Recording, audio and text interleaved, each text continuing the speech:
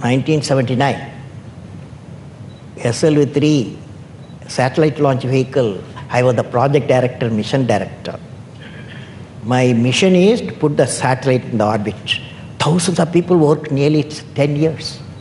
I reached the Sriharikota and it's in the launch pad. Countdown was going on. T-minus 4 minutes, T-minus 5 minutes, T-minus 1 minute, T-minus 40 seconds. Computer put a hold. Don't launch it. Computer says, don't launch it. I am the mission director, I have to take decision. Everything is on. Behind me, there are 6 experts. They saw computer database coming in and screen, and they see the pictures in the screen. They said there's a problem. The problem is there's a leakage in the system, in the control system. But immediately calculation, no problem. We have got sufficient fuel and oxidation for control system. It controls the rocket to the required attitude. And we can go ahead. Now, of course, my expert's view, but I took the decision. Problem is mine. Finally, I took a decision. I bypassed the computer, I launched the system. Okay, I launched the system. This fellow went. First stage worked is a 4-stage rocket, and second stage got mad. It went to spin. Instead of putting the satellite in the orbit, it put in the Bay of Bengal. 1979, it was a failure. It was a failure. First time I experienced my failure. How do you manage the failure? Success I can manage. So at that time, a great man, a great leader, Professor Satish Dhawan, he comes to me, I am very tired working nearly for months. He wakes me up, come, let us go for a press conference. Press is meeting there, like this, number of people, world press, with photos, this and that, all the gadgets, they are there. I was really frightened, I will be the culprit, because I am the project director, mission director. What Satish Dhawan said, chairman, Indian Space Research Organization, said, dear friends, we have failed today. It's the first time I have to give all the success. All the failure is, I want to support my technologists and scientists and staff so that next year they succeed. So he took the whole blame himself. And then media asked, you put Bay of Bengal so many crores, you have put it. Like that, a lot of criticism. He received the criticism. He assured them in a year we will succeed with our team. It's a very good team. Next year, here only interesting happened. Next year, July 18th, 1980, when he succeeded, Professor Dhawan said, you go and conduct the press conference. Do you follow what it means? It means when the failure occurred, the leader took it up. When the success came, he gives to his team. You should stand for a culture of excellence. The excellence not by accident. It is a process where an individual continuously strives to better oneself. The performance standards are set by themselves. They work on their dreams with focus and are prepared to take calculated risk and do not get deterred by failures as they move towards their dreams. Then they step up their dreams as they tend to reach the original targets. They strive to work to their potential. In the process, they increase their performance, thereby multiplying further their potential. This is an unending life cycle phenomena, culture of excellence. They are not in competition with anyone else but themselves. That is a culture of excellence. I am sure each one of you will aspire to become a unique with culture of excellence. So there was a great Indian scientist. He was traveling from London, 1930s, by ship to Calcutta. When he reached the Calcutta, it was the evening, around 6 o'clock, the sun was setting. At that time, you looked at the sky, was blue, and sea was blue. The horizon was blue, and sea water was blue. He asked a question. Why sea is blue? Why horizon is blue? Sky is blue? Of course, he has to work for 2 years, hard work in Calcutta. Then he got a Nobel Prize for that because it was a backscattering of light. Can you think of a person? Sir C.V. Raman got the Nobel Prize for backscattering of the light. Now, we have this city, very close to this city, created a very famous mathematician. At that time, as a British India, and the British India could not locate him because he failed in 10 plus 1, 10 plus 2 in those studies, equivalent, intermediate, in every subject except mathematics. He could not further go for higher education. But his education something beyond, his brain, a genius, he was a genius.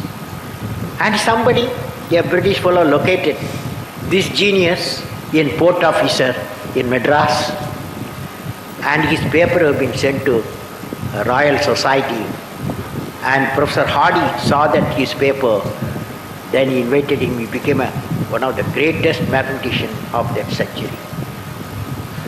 So this is Srinivasa Ramanujan. So friends, there is another lady, one great lady. She is the only lady she got 2 Nobel Prizes. One for radium discovery, another for physics of material. This lady is Madame Curie, and she lived for radiation. She sacrificed life for radiation because radiation therapy, she tried on that. And so friends, all these people, see 8 names I have given you. All these 8 names, when I tell the event what they have said, what they have done, immediately when I say that the name of the person, you can relate the immediately action. Every one of you. Thomas Alva Edison, immediately you said bulb and electricity. Alexander Graham Bell, telephone. Immediately you said telephone. Telephone, I said Alexander Graham Bell. Backscattering light, immediately you said Sir C.V. Raman. Radium, immediately you can say Madame Curie. So all these people, they are unique people, is it not? Because they are unique, you are remembering. So far, we have studied those who walked into unexplored paths and strive to be a unique and are remembered for their contribution to the humankind. And remember, dear young friends, inventions and discoveries have emanated from creative minds that have been constantly working and imaging the outcome in the mind. With imaging and constant effort, all the forces of the universe work for that inspired mind, thereby leading to invention discoveries. I learned, carefully hear me what I am saying, what did I learn from the youth of 11 million people? I learned every youth wants to be unique. Every youth wants to be unique. That is you. Every youth wants to be unique, that is you. But the world around you is doing its best day and night to make you just everybody else. Now, the question is whether you want to be you or everybody else. You want to be you? Not everybody else. Now, if the question being like everybody else is convenient at the first glance, but not satisfying in the long vision. The challenge, therefore, my young friends, is that you have to fight the hardest battle. You have to fight the hardest battle which any human being can ever imagine to fight, and never stop fighting until you arrive at your destined place. That is the unique you. To get the unique you, it's a big battle. The battle means you don't need to take a gun. The battle means you have to have 4 unique things. 4 unique tools you must have in that battle. One is you have to set the goal. The second one is acquire the knowledge continuously. And third one, it's a hard work with the devotion. And fourth is perseverance. These are the tools you have to, for the battle you have to wage. As we say in India, where there is righteousness in the heart, there is beauty in the character. When there is beauty in the character, there is harmony in the home. When there is harmony in the home, there is an order in the nation. When there is order in the nation, there is peace in the world.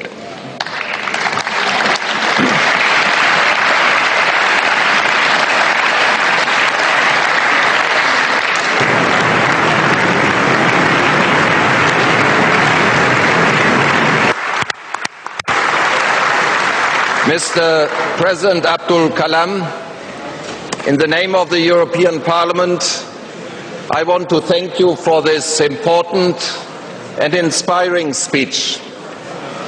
This was one of the most extraordinary speeches we have ever heard.